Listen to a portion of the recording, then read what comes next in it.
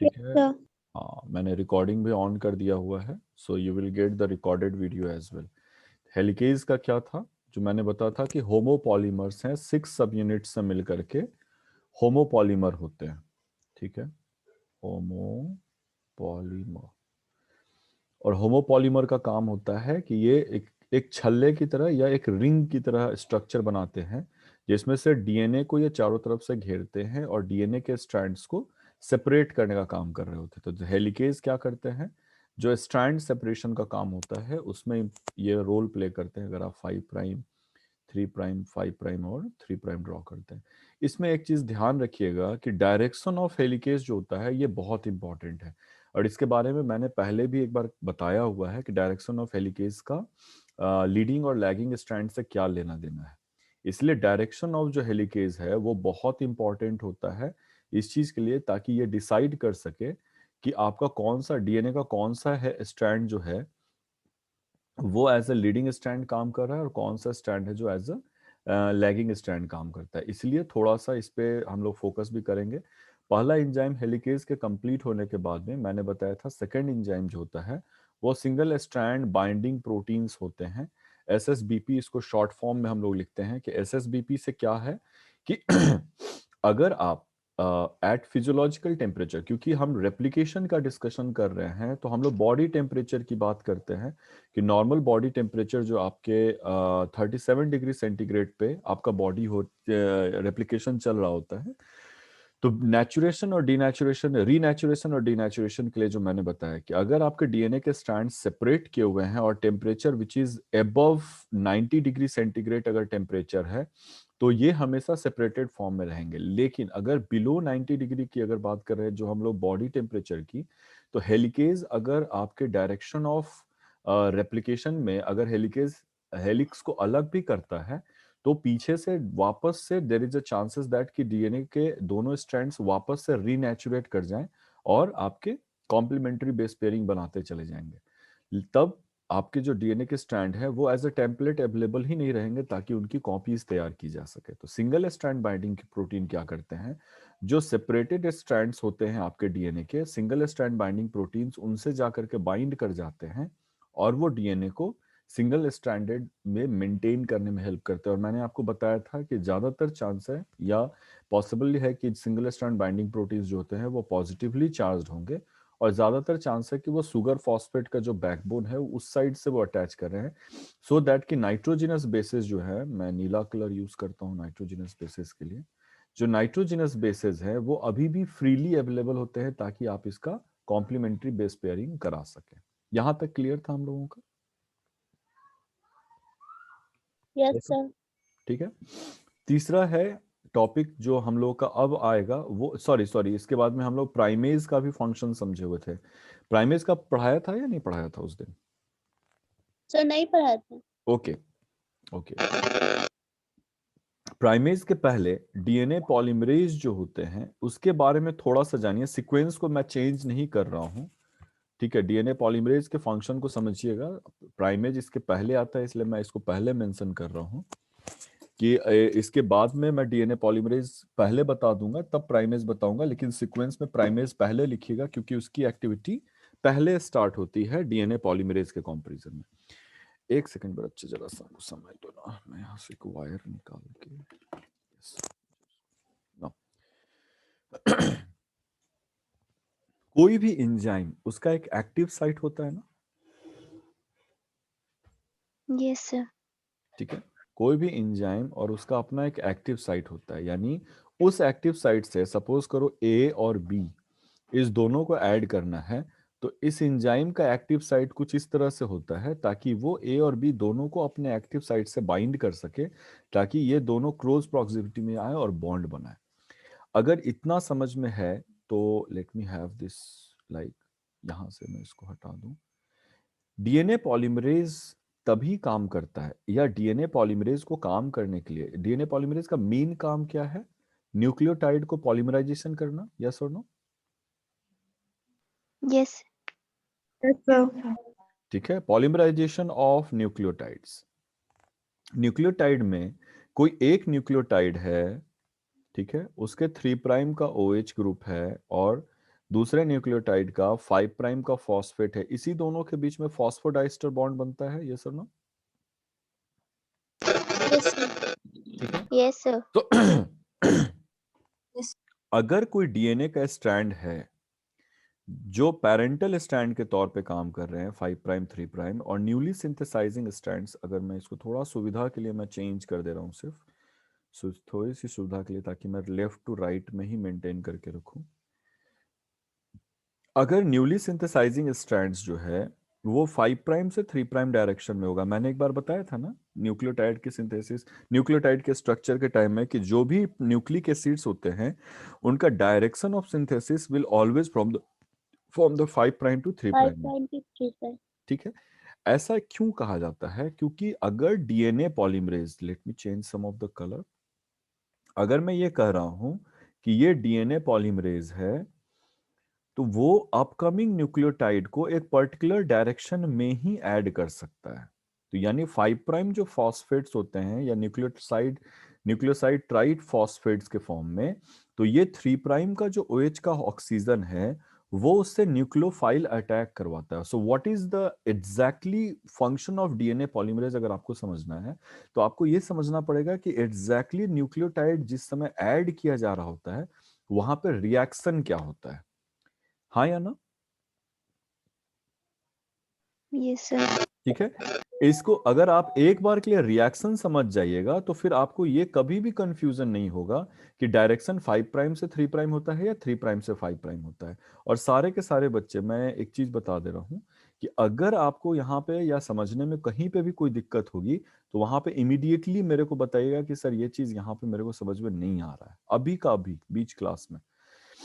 So this is what is happening. This is 5 prime and first carbon है जो nitrogenous base से जुड़े हुए हैं, सेकेंड थर्ड कार्बन का OH ग्रुप होता है, और ये फोर्थ कार्बन है, और ये 5 कार्बन है। मान लो ये already chain chain chain chain बना हुआ है डीएनए का, यस और नो? Yes, sir. ठीक है।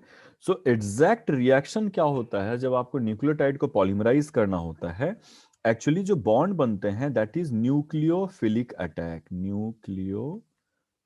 न्यूक्लियोफाइल्स क्या होते हैं पता है? What are nucleophiles? बच्चे अगर नहीं पता है तो बता, ये भी बोल दो कि सर नहीं पता है, इंस्टेड ऑफ बीइंग मम। शांत रहने से अच्छा है कि बता दो कि सर नहीं पता है न्यूक्लियोफाइल्स क्या होता है। गो बैक, मैं भी अभी डिस्कस नहीं करूंगा क्योंकि ये केमिस्ट्री का टॉपिक है। I don't want to go into that detail कि आप न्यूक्लियोफाइल्स, डीएनए रेप्लिकेशन छोड़ के मैं न्यूक्लियोफाइल्स बता रहा हूँ। न्यूक्लियोफाइल्स पढ़ोगे आज?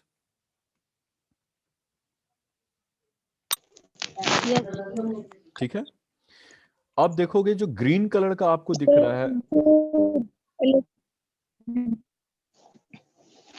बच्चे मेरे आवाज कट रही है, खैर अभी हम लोग आगे बढ़ते हैं इस चीज को लेकर के। So this is the green one which is a new nucleotide जिसका आवाज कट रही है बेटा अभी। केमिकल बॉन्ड बनाने के लिए।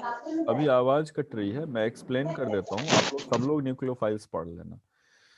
ये एक नया न्यूक्लियोटाइड है जिसको आपको ऐड करना है, और ये डीएनए का स्ट्रैंड है। मैं इस स्ट्रक्चर की बात कर रहा हूँ जो इस लाइन के अंदर में है, आप इस पे सिर्फ ध्यान दीजिएगा। सो व्हाट इज हैपनिंग कि ये आपका डीएनए का स्ट्रक्चर है और आपको नया न्यूक्लियोटाइड ऐड करना है। तो न्यूक्लियोफिलिक अटैक में क्या होता है कि इसका जो ऑक्सीजन होता है पार्ट, वो अल्फा बीटा और गामा न्यूक्लियोसाइड ट्राइफॉस्फेट, ठीक है, न्यूक्लियोसाइड ट्राइफॉस्फेट लिखा बताए थे ना स्ट्रक्चर में, यस और नो? Yes, sir.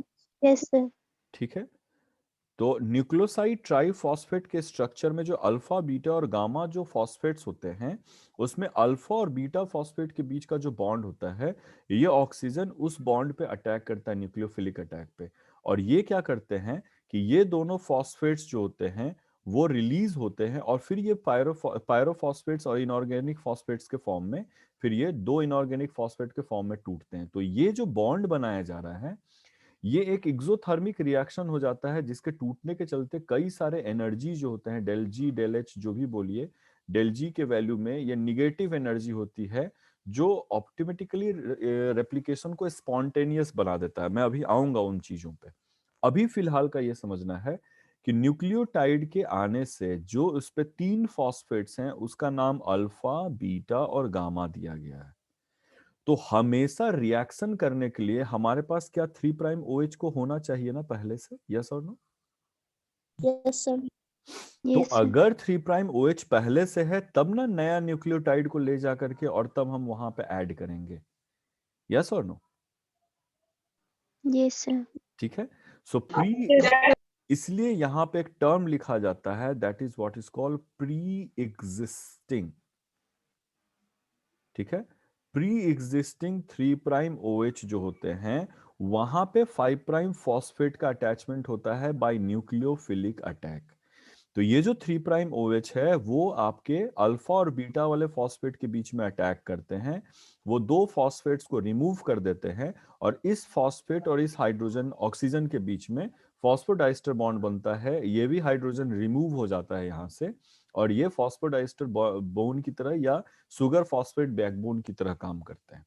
लेकिन ये तो आपका हो गया कि एग्जैक्टली जब पॉलीमराइजेशन हो रहा होता है, नए नए न्यूक्लियोटाइड ऐड हो रहे हैं, उस वक्त में क्या हो रहा है। लेकिन मेरा मेरा ये सवाल है कि जिस वक्त में डीएनए जस्ट सेपरेट हुए हैं, जिस वक्त डीएनए जस्ट सेपरेट हुए हैं उस वक्त तो यहाँ पे नया स्ट्रैंड में 3 प्राइम और 5 प्राइम न्यूली सिंथेसाइजिंग स्ट्रैंड में तो कोई भी डीएनए यहाँ पे अवेलेबल नहीं है, यस और नो, जो 3 यस प्राइम सर। OH को प्रोवाइड कर सके। यहां आपको हवा में कुछ तो नहीं दिखाई दे रहा है ना? No sir. तो इसका मतलब है कि नया डीएनए का सिंथेसिस होना है लेकिन वहां पे 3 प्राइम OH है ही नहीं। तो मैं एक लाइन बोलता हूं डीएनए पॉलीमरेज के बारे में कि DNA polymerase requires 3 things.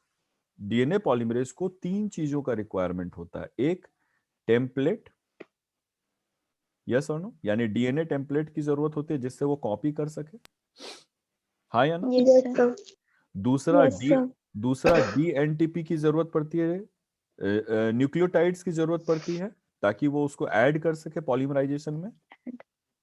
Yes sir. Yes sir. और इस न्यूक्लियोटाइड को ऐड करने के लिए जिस न्यूक्लियोफिलिक अटैक के लिए न्यूक्लियोफिलिक अटैक चाहिए उसके लिए हमारे पास पहले से OH चाहिए होता है, पहले से 3 प्राइम OH चाहिए होता है। अगर आप सिंपल एक ब्लैंक स्ट्रैंड दे रहे हैं तो DNA polymerase will never start the replication part.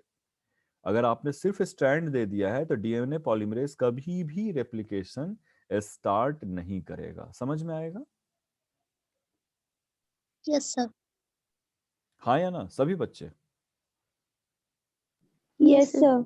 क्योंकि सेल के अंदर में डीएनए टेम्पलेट है अवेलेबल, डीएनटीपी अवेलेबल है, लेकिन जब आपने सिंगल स्ट्रैंडेड डीएनए के बारे में बात किया तो उस पे पहले से 3 प्राइम OH नहीं अवेलेबल है। Then comes the role of primase.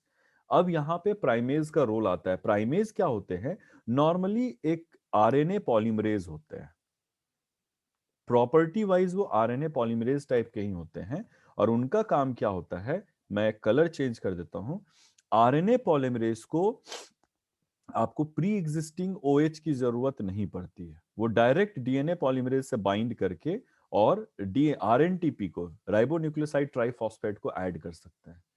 तो ये क्या करते हैं कि 8 से 10 न्यूक्लियोटाइड को, मैं एक बार मैंने थोड़ा क्लोज में लिख दिया है, वो क्या करते हैं कि 8 से 10 न्यूक्लियोटाइड को आरएनटीपी का, आरएनए के जो न्यूक्लियोटाइड होते हैं वो उसको यहाँ पे ऐड करने का काम करते हैं। तो वो 3 प्राइम एंड से without any pre existing template क्या करते हैं, डीएनए पॉलीमरेज को यूज, डीएनए स्ट्रैंड को यूज करके 5 प्राइम से 3 प्राइम डायरेक्शन में 8 से 10 न्यूक्लियोटाइड सिर्फ ऐड करते हैं। और यहां के बाद में क्या होता है, वही प्राइमेज के तौर पे लिया गया है। प्राइमेज 8 से 10 न्यूक्लियोटाइड को ऐड करके वहां से वो अपने आप को डिटैच कर लेता है और यहाँ पे फिर वापस से आते हैं डीएनए पॉलीमरेज। और डीएनए पॉलीमरेज जब अभी आएंगे, let me remove this part, अगर अगर अभी डीएनए पॉलीमरेज आ रहे हैं तो क्या यहाँ पे फायदा हो जा रहा है उनको कि आरएनए प्राइमर्स अगर आपका बन करके निकल चुका है तो अब ये 3 प्राइम पहले से अवेलेबल हो चुका है यहाँ पे, यस और नो? Yes sir. यस और नो सभी बच्चे? Yes sir. ठीक है। यस अब अगर आपके डीएनए पॉलीमरेज आकर के यहाँ पे बाइंड कर रहे हैं तो उनको 3 प्राइम OH पहले से मिल जाता है ताकि वो न्यूक्लियोफाइल अटैक कर सके आने वाले अगले जितने भी न्यूक्लियोटाइड्स होंगे उस पे। अब यहाँ से आपके डीएनटीपीज जो होते हैं वो ऐड करते चले जाएंगे और 3 प्राइम OH जो है आपका अवेलेबल होते चला जाएगा। यस और नो? यस सर सारे यस बच्चे? Sir yes sir. चलो Yes, बहुत sir. बढ़िया। चलो यहाँ पे मैं इसको ये कर रहा हूँ, अगर आप में से कोई बच्चा चाहे स्क्रीनशॉट लेना तो ले सकते हैं, फिर मैं अगले वाले स्लाइड पे जाऊंगा। फिर ये पूरी क्लास रिकॉर्ड हो रही है। Once I will be through with ये जो आपके क्लास है, मैं आपके वीडियो को अपलोड कर दूंगा फिर मैं। चले नेक्स्ट स्लाइड पे। Yes, sir. Yes, sir. Okay now अब आरएनए प्राइमर या प्राइमेज जो इंजाइम है उन्होंने क्या किया है, एक मिनट में कलर चेंज कर लूं। आरएनए प्राइमेज ने क्या किया, या प्राइमेज ने क्या किया है, प्राइमेज ने क्या किया कि डीएनए के एक स्ट्रैंड पे एक short stretch of RNA primer का सिंथेसिस कर दिया है। And if I can give the name 3 prime, this is 5 prime and this is 3 prime. अब this end is responsible for the extension part. और यहां से आगे बढ़ते हैं। अब यहां पे आ जाता है आपका अगला topic, that is DNA polymerase.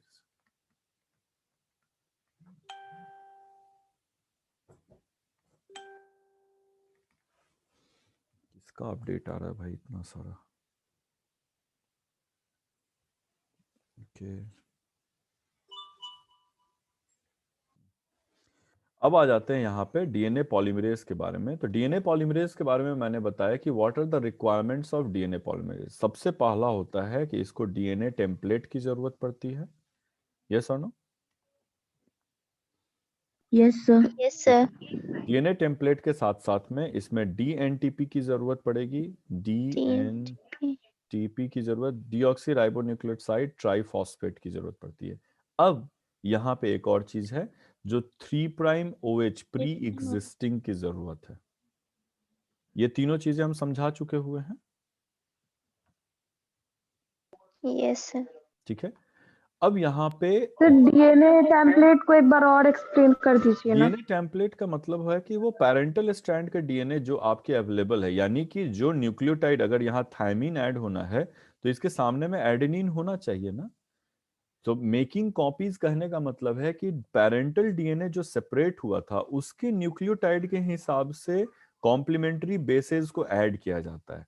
तो पैरेंटल डीएनए जो ब्लैक कलर का आपको दिख रहा है, यहाँ पे मैंने इस तरह से करके ड्रॉ किया हुआ था कि अगर यहाँ से ऐसे ड्रॉ हुए हैं और ये न्यूली सिंथेसाइजिंग स्ट्रैंड्स हैं, तो पेरेंटल डीएनए जो होते हैं वो आपके लिए टेम्पलेट के तौर पे काम करते हैं, जिसके अगेंस्ट में अगर एडेनिन है तो इसके अगेंस्ट थायमीन ऐड करना है, गुआनिन है तो साइटोसिन ऐड करना है, साइटोसिन है तो गुआनिन ऐड करना है, गुआनिन है तो थायमीन है तो एडेनिन ऐड करना है।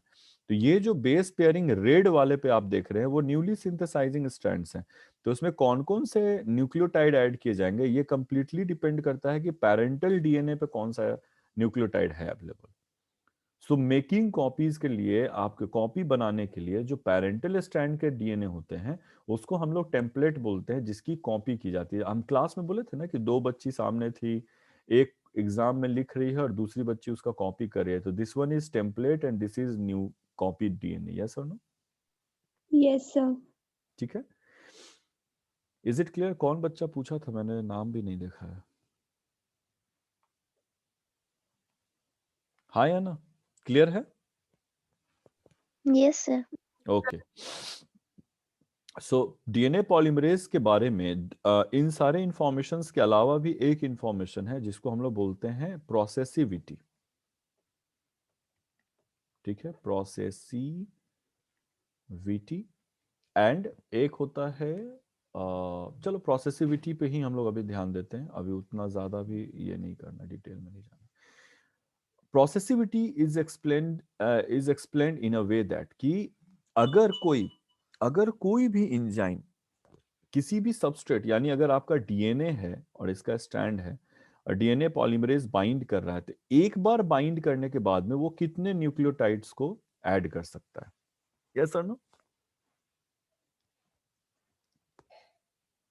यस और नो? यस सर रिपीट कर दीजिएगा, नहीं समझा। ओके, दो चीजें। अच्छा, एक काम करो, टर्म्स को हटा दो, प्रोसेसिविटी को भी हटा दो। ठीक है, इफिशियंसी और प्रोसेसिविटी दो टर्म है।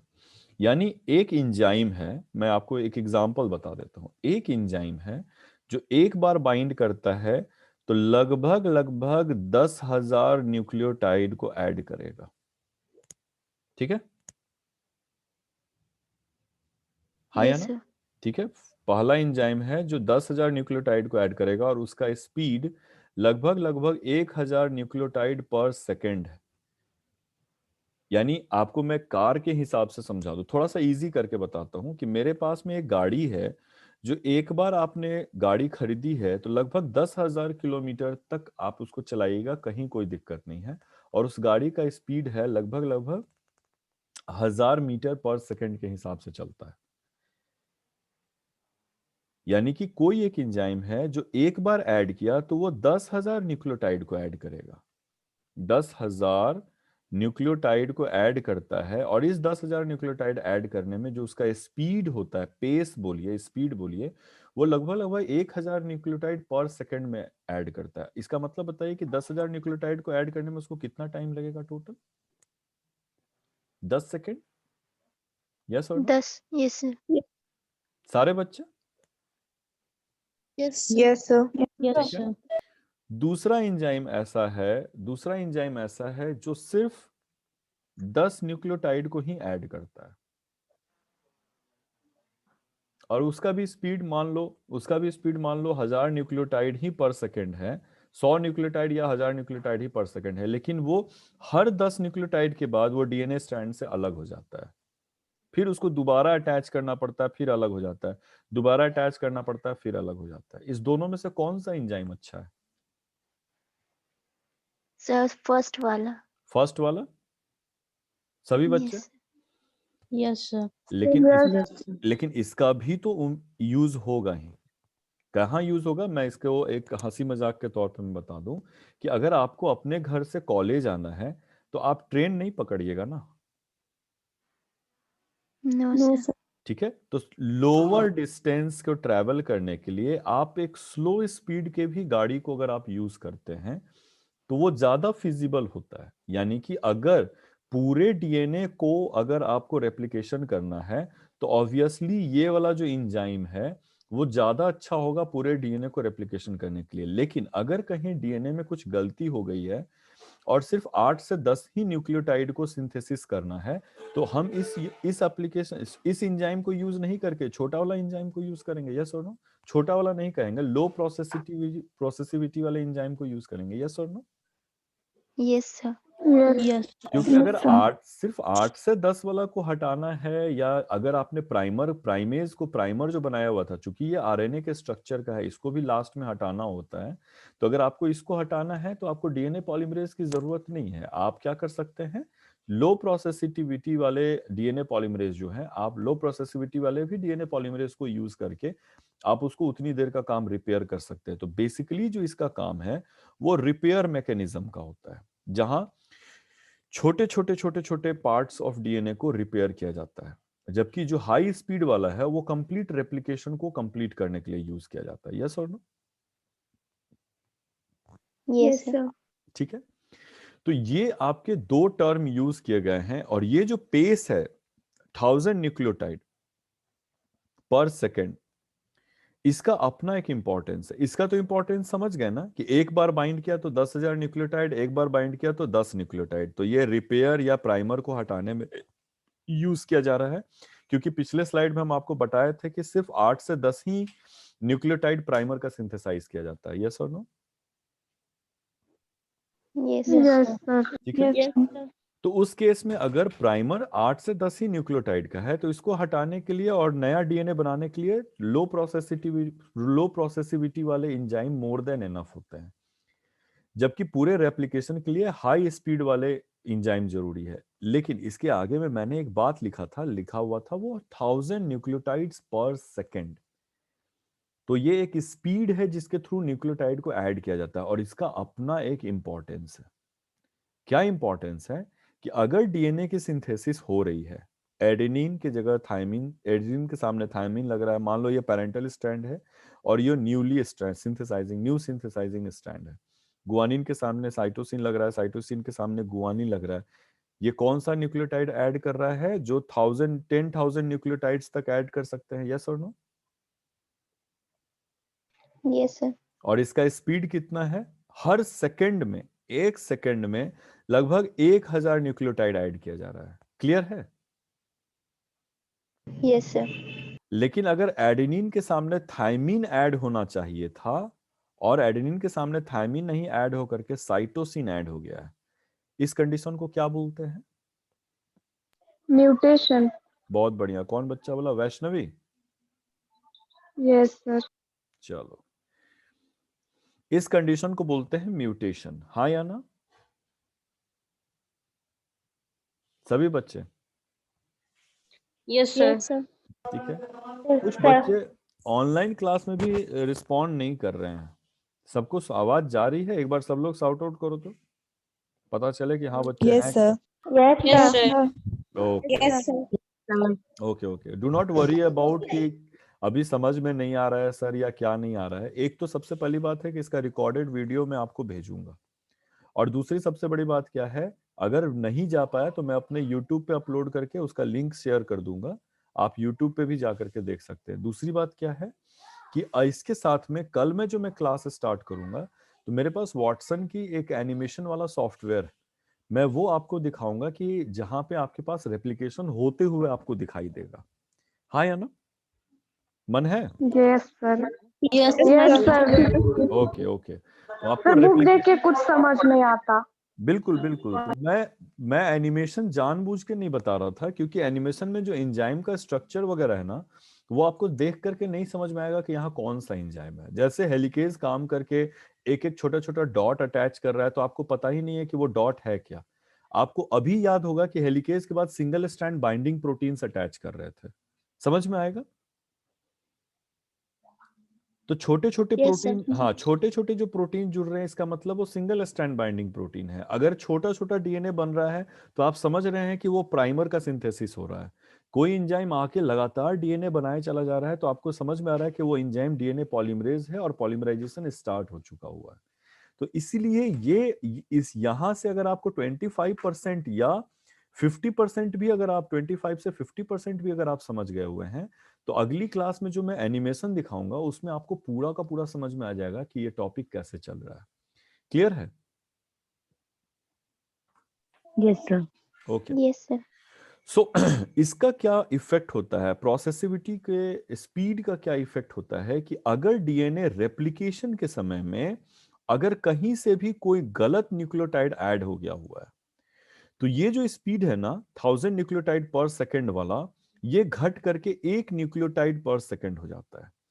जब आप स्कूटी या साइकिल चलाते हैं और अगर आपका गाड़ी का या साइकिल का चक्का अगर पंचर हो जाए या फ्लैट हो जाए, टायर फ्लैट हो जाए, तो क्या हो जाता है? स्पीड बढ़ जाता है या बहुत कम हो जाता है?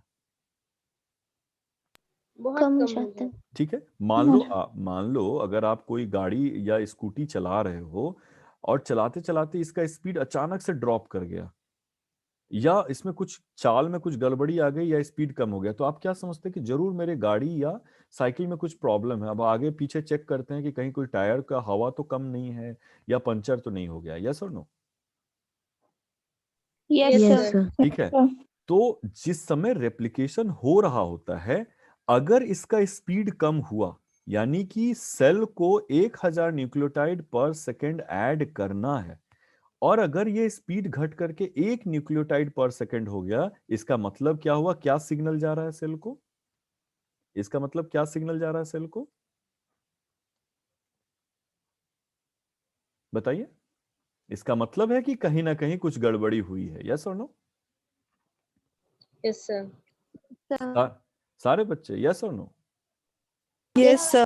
Suppose Yes, sir. सपोज कर लो कि रेप्लिकेशन और उसका एंजाइम आपका स्कूटी है, और जैसे ही 1000 न्यूक्लियोटाइड से घट के 1 न्यूक्लियोटाइड पर सेकेंड हुआ, तो इसका मतलब है कि इसको चेक करने की जरूरत है कि कहीं ना कहीं इसमें कहीं ना कहीं कुछ ना कुछ गड़बड़ी हुआ है। यस और नो?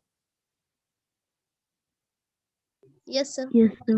Yes, sir. ठीक है, तो यस सर। डीएनए पॉलीमरेज का एक और प्रॉपर्टी सामने निकल करके आता है कि न सिर्फ वो पॉलीमराइजेशन के लिए डीएनए टेम्पलेट को यूज करता है, डीएनटीपी को पॉलीमराइज करता है थ्री प्राइम प्री एग्जिस्टिंग में, साथ ही साथ में वो प्रूफ रीडिंग का भी काम करते हैं। यानी कि रेप्लिकेशन सही हो रहा है या नहीं वो भी चेक करने का काम करते हैं। किस प्रॉपर्टी से? अपने प्रोसेसिविटी से। यस और no? Yes sir. Yes, Yes, sir. अगर अगर डीएनए का रेप्लिकेशन 1000 न्यूक्लियोटाइड से जरा सा भी कम होता है, 1000 से सीधे ड्रॉप करता है 1 न्यूक्लियोटाइड पे, यानी अगर आप 40 किलोमीटर के स्पीड से जा रहे हैं वो घट करके सीधे 1 किलोमीटर के स्पीड पे आ जाए, इसका मतलब है कि इंजन या गाड़ी में कहीं कोई प्रॉब्लम है। तो अगर ये स्पीड 1000 न्यूक्लियोटाइड से घट करके 1 न्यूक्लियोटाइड पे आता है तो ऑटोमेटिकली सेल और एंजाइम्स को ये सिग्नल जाता है कि आपने कहीं ना कहीं कुछ ना कुछ गलत न्यूक्लियोटाइड को ऐड कर दिया है, तो रेप्लिकेशन वहीं पे रुकता है। और जो अगर आप इसके स्ट्रक्चर को देखिएगा, क्या नाम है, अगर इसके स्ट्रक्चर को डीएनए रेप्लिकेशन के जो डीएनए पॉलीमरेज हैं उसके स्ट्रक्चर को देखिएगा तो ये क्रैब क्लॉ लाइक स्ट्रक्चर होता है। जैसे ये होते हैं ना, क्रैब होते हैं ना, क्रैब समझते हो, केकड़ा, यस सर। ठीक है, तो उसी के क्लॉ लाइक स्ट्रक्चर पाए जाते हैं जिसके अलग अलग, इसी एंजाइम के अलग अलग डोमेन पे अलग अलग फंक्शन होता है। तो अगर यहाँ पे रेप्लिकेशन हो रहा होता है तो उसी से डीएनए यहाँ से शिफ्ट होकर के दूसरे साइट पे आ जाता है जहां पे प्रूफ रीडिंग का काम होता है। प्रूफ रीडिंग यानी कि ये गलती कहाँ हुआ है वो चेक किया जाएगा। उतने पार्ट के डीएनए को या तो एग्जैक्ट न्यूक्लियोटाइड को हटाया जाएगा या उसके आगे या उसके पीछे के न्यूक्लियोटाइड को हटा करके और वापस से नया डीएनए को सिंथेसाइज किया जाएगा और ये वापस से फिर रेप्लिकेशन वाले साइट पे जा करके और काम करने लगेगा। यानी कि आप कॉलेज जा रहे थे, कॉलेज की गाड़ी में कुछ गड़बड़ी हुआ, आपने मैकेनिक के पास गया, मैकेनिक के पास गाड़ी को ठीक किया और वापस से कॉलेज वाले रास्ते पे चले आए। ठीक है, यस सर। ठीक है, तो सेम चीज आपके रेप्लिकेशन में भी हो रहा होता है कि एंजाइम्स पे 2 साइट अवेलेबल होते हैं, एक पॉलीमराइजेशन का और एक प्रूफ रीडिंग का। This is replication polymerization and this is proof reading. अगर कहीं कोई दिक्कत है तो पॉलीमराइजेशन वाले साइट से प्रूफ रीडिंग वाले पे आते हैं, डीएनए को ठीक करते हैं और वापस से पॉलीमराइजेशन वाले साइट पे जाकर के रेप्लिकेशन को स्टार्ट कर देते हैं। कहीं कोई दिक्कत? No No, sir. ठीक है, तो यहां आपका डीएनए पॉलीमरेज खत्म होता है। 2 टॉपिक और बच रहा है, टोपो आइसोमरेज और लाइगेज। ठीक है, टोपो आइसोमरेज और लाइगेज हम लोग नेक्स्ट क्लास में स्टार्ट करेंगे। Very very fast we will complete these 2 topics. और साथ ही साथ में दोनों टॉपिक कंप्लीट करने के बाद में मैं कल आपको एनिमेशन भी दिखाऊंगा, जहां पे नेक्स्ट क्लास में, जहां पे डीएनए रेप्लिकेशन होते हुए आपको दिखाई देगा। और एनिमेशन के लास्ट में क्विज है। क्विज में क्या होता है कि आपको प्रोटीन सामने दिया हुआ होता है, आप बोलिएगा जहां उठा के प्रोटीन रखने को, मैं उसको उठा के रखूंगा और आपको बताते चलूंगा कि ये सही है या गलत है। वो उसी वक्त में आपको चेक करके बताया जा सकता है कि रेप्लिकेशन के लिए इन प्रोटीन्स का पोजीशन अपनी जगह पे सही है या गलत है। क्लियर है? Yes sir. ठीक है, यस सर।